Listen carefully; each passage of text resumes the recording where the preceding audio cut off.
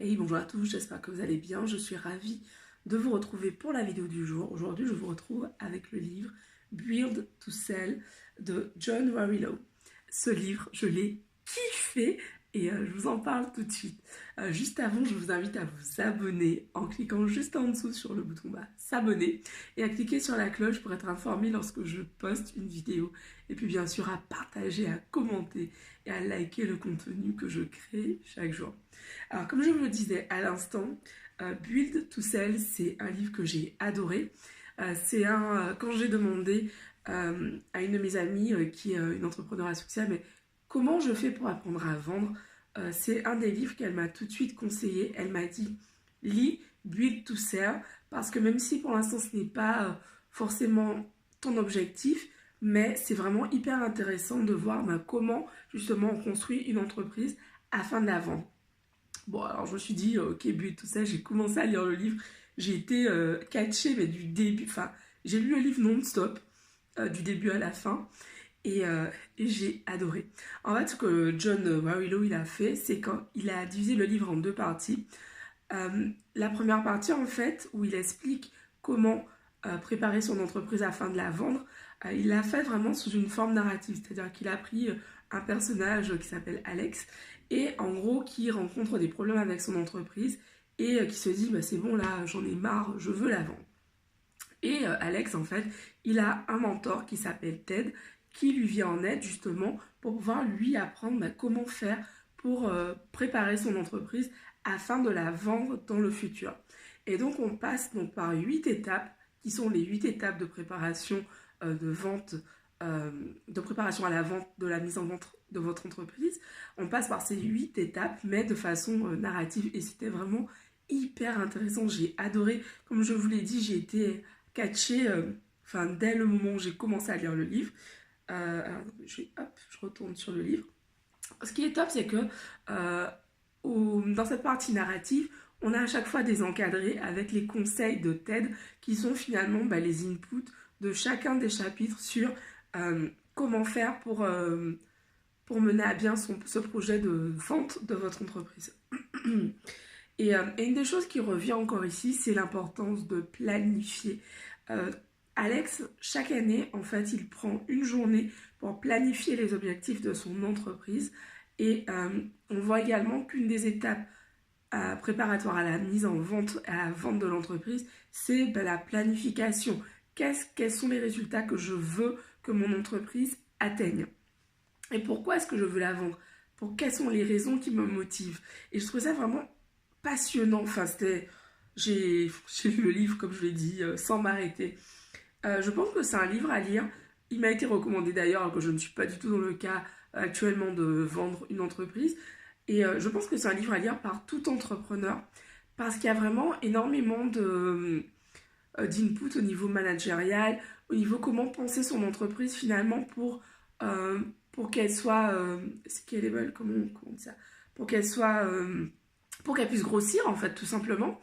Et surtout des règles de business essentielles comme le fait de ne pas être lié à un trop fort pourcentage à un seul fournisseur.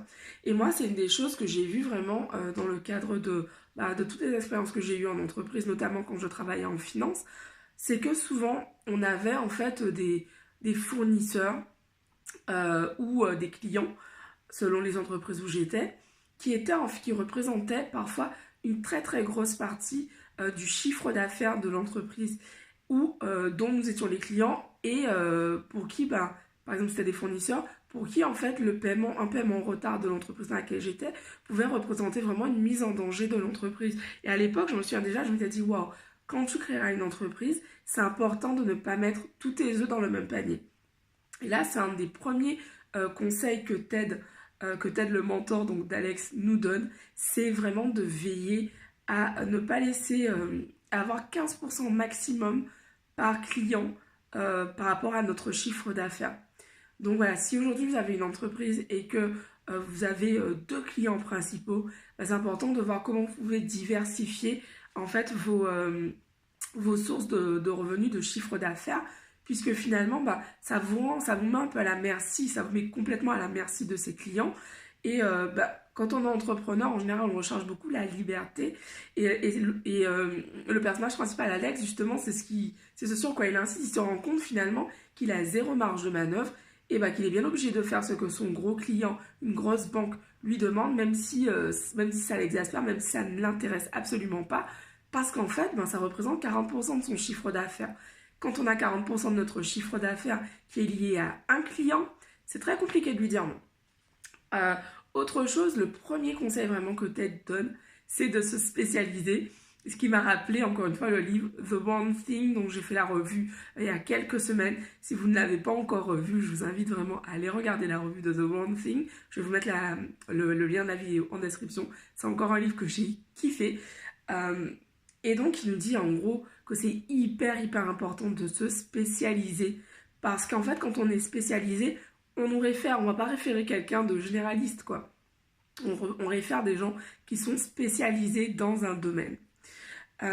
Voilà, donc ce sont les deux inputs principaux que j'avais envie de vous partager parce que je veux vous donner envie de lire les livres. C'est mon objectif en fait, de vous inviter à lire le maximum de livres possible.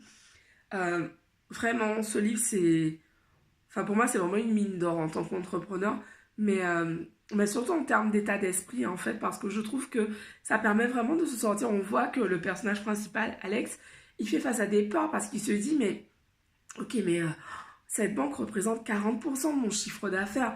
Je peux pas leur dire non. Il dit à tête, non, ça va pas ou quoi. Enfin, je vais pas leur dire non, je ne fais plus cela. Et c'est intéressant de voir que, ok, Ted le rassure, il dit non, mais je te demande pas de faire ça demain.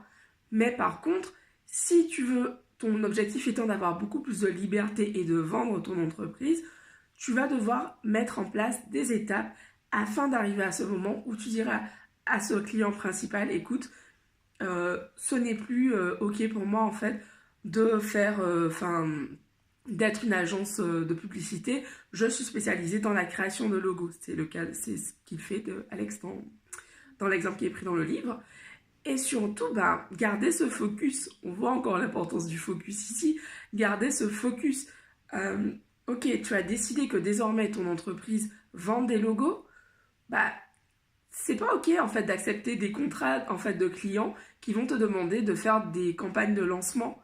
Non, parce qu'en fait, tu t'éloignes de ta cible en fait. Tu t'éloignes de ta cible et tu montres à tes clients que tu n'es pas 100%. T'es pas certain, t'es pas sûr de toi. Donc j'ai vraiment trouvé que c'était intéressant, j'ai dévoré le livre.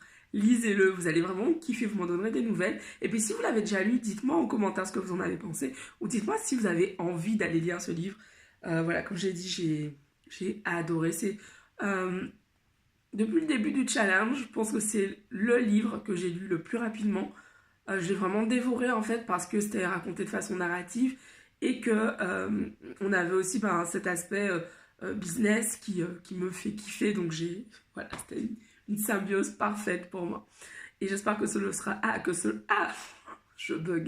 que cela le sera aussi pour vous. En tout cas, je vous embrasse, je vous dis rendez-vous demain pour une nouvelle vidéo. Bisous à tous, ciao.